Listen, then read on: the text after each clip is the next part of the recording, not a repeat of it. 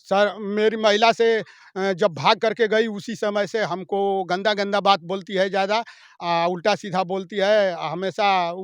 उसी समय से अब हमसे संपर्क में नहीं रहती है। वो सोचती है कि हम लेकर के भाग गई हूँ, अभी क्या करेगा? लेकिन जो आरोप आपके ऊपर भी लग रहा है जी। कि आप पति का धर्म नहीं निभाते हैं। नहीं सर, हम निभाते हैं, नहीं निभाएँगे तो कैसे 3 ठो बच्चा होगा। उ हमेशा सर हमको परेशान करती रहती है। इस जब आई तो शुरू-शुरू में दूसरा हमेशा, मतलब हमेशा वो सोचती है ना कि परेशान हो जाए, मजबूर हो जाए। मतलब उम्र आपकी ज़्यादा हो गई इसलिए सोचती है कि उसको बदलने की आदत है क्या कि मतलब शादी हो गई। जी, उसकी माँ और उसका यही वो पेशा है सर। अब वो 2 गो और उसकी लड़की थी, ऐसे ही करवाई और इसके बाद ले जा कर के राजस्थान में इटावा जिला में पैसा पर बेच दिया।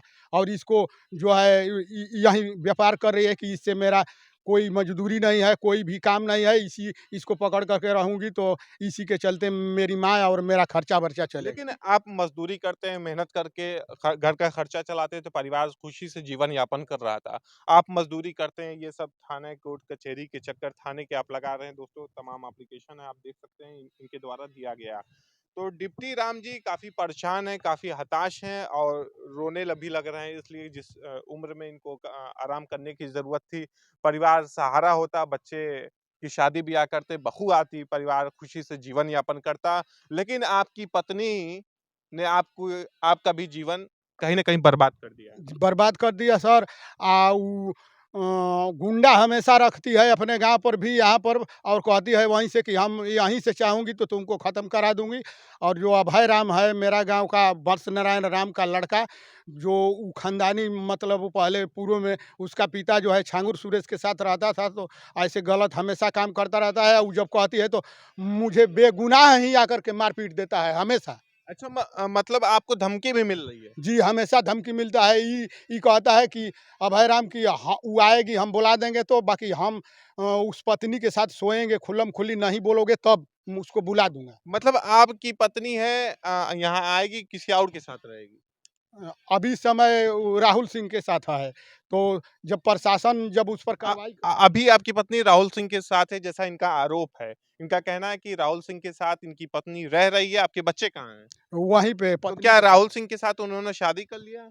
अब वो हम उस शादी का प्रूफ़ माँगते हैं तो नहीं दिखाती है, दूसरे से कहती है। लोग बता रहे थे कि वहाँ रात में पुलिस गई थी, तो पुलिस को दिखा दिया कि हम कोर्ट मैरिज किए हैं, तो आखिर कोर्ट मैरिज किया है तो हमको भी प्रूफ़ दिखाना चाहिए देखिए, ना। एक शादी होते हुए ऑलरेडी और अगर कोई शादी करता है तो कहीं न कहीं कानून की नज़र में वो गलत रहता है। अगर तिलाक हो जाता है मतलब डिवोर्स हो जाता है उसके बाद ही शादी वैध मानी जाती है कानूनी रूप से।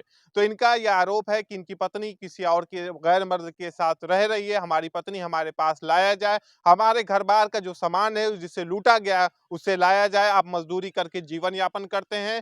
अभी तो बातचीत हो रही थी, आप रो रहे थे कि नीतीश जी से काफ़ी आपको उम्मीदें थी कि नीतीश सरकार कानून व्यवस्था को लेके जो दावा कर रही है और पुलिस प्रशासन की चुस्त-दुरुस्त है। तो जी। आपको जल्द न्याय मिलेगा। अभी तक क्या हुआ है ये मामले में?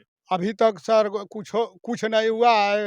एक ठो वीडियो बनवा कर के डाले तो मीडिया वाले बहुत बात किए, तो अभी छानबीन बढ़िया से नहीं हुआ सर। हम चाहते हैं कि मेरी महिला को, मेरी सास को, और जो जिसके साथ आरोप लगा रहा हूँ कि उसका मामा उसके साथ, उसको भी बुलाया जाए सर, प्रशासन बुला करके उससे भी बयान ले कि हकीकत में बात सही है कि गलत है। और वहाँ पर मैं भी रहूँगा, मैं भी अपना पक्ष रखूँगा, मेरी महिला, मेरी सास भी रखेगी, लेकिन ऐसा कोई प्रशासन करती नहीं है। झूठे उल्टे हमको दोषी ठहराती है, तो मैं आरटीआई से दोषी का होने का सबूत माँगता हूँ, तो प्रशासन नहीं दे रही है। तो क्या अगर आपकी पत्नी आती है, आप रखने को तैयार हैं पत्नी को? जी, मैं अपनी महिला को रखने के लिए तैयार हूँ, क्योंकि दो बच्चों के जीवन का सवाल है। तो इस सवाल पर मैं मतलब हमेशा चाहता हूँ कि मेरी पत्नी मेरे यहाँ आकर के रहे, ताकि मेरा बच्चों का भविष्य सँवारा जाए। ऐसे तो सब कुल तहस-नहस हो गया है। देखिए, ये मामला बिहार के तैमूर ज़िले का है, जो क परिवार काफ़ी उदास है और इनका परिवार एकदम बर्बाद-सा हो गया है। इनके घर का जो सामान है, वो इनका कहना है, इनका आरोप जो है कि कोई के द्वारा लूट लिया गया, इनके पत्नी के द्वारा रिज़र्व गाड़ी करके लाया गया और जो भी सामान है, पैसा है, सारा वो लेके चली गई पत्नी और ये दर-दर की ठोकरें खा रहे हैं, मज़दूरी करके जीवन यापन करते हैं। अब एप्लीकेशन ले लेके हर थाने में जा रहे हैं कि थानाध्यक्ष के पास जा रहे हैं कि हमारी गुहार सुन ली जाए, नहीं हो पा रहा है, एसपी साहब के जा रहे हैं। तमाम ऑफ़िसों का ये चक्कर काट रहे हैं, लेकिन अभी तक इनको न्याय नहीं मिल पा रहा है। लेकिन इनके पत्नी का आरोप है कि पति हमारा मतलब एक पति का धर्म नहीं निभाता, इनके ऊपर आरोप लगाती है और जो वीडियो सोशल मीडिया पे इन दिनों वायरल हो रही है। जी, हम सर निभाते हैं उसको, वो मतलब इसलिए कह रही है कि मजबूर हो जाएगा, उसको कोई रास्ता नहीं मिलेगा और वो मजबूर होकर के हम जो है अपना जो पॉइंट ऊँचा रखेंगे। जब नहीं ऐसा जब निभाते तो 3 ठो बच्चा कहाँ से होता? उतना ई सर उस समय भी ऐसे करती थी, लेकिन उसके मामा को हम लोग अपने गाँव पर 5-7 आदमी मिल कर के लाठी-लाठी बहुत मारे थे। उसी के चलते भय के चाहे जैसे भी उस दबाव में ही उतना दिन तक मेरे यहाँ रही। उसका चाल-चलन हमेशा खराब रहता है। फिर भी मैं चाहता हूँ सर कि मेरा 3 गो जब बच्चा हो गया तो वो बढ़िया से मेरे यहाँ आकर के रहे।